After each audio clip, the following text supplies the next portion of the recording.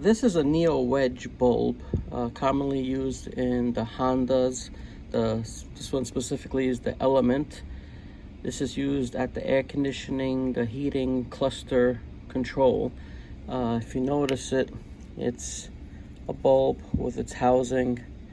And if you were to buy this, it'll cost you about 10 bucks because it's a Honda product.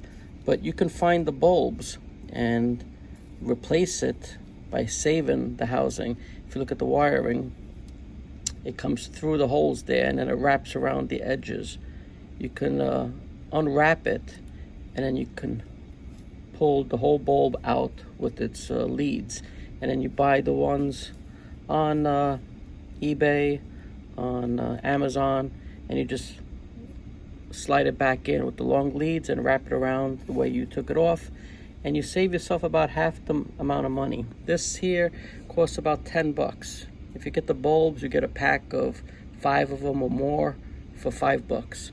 So you can go either way. Just to let you know that there's a possibility that you can go non-OEM bulbs by doing it that way.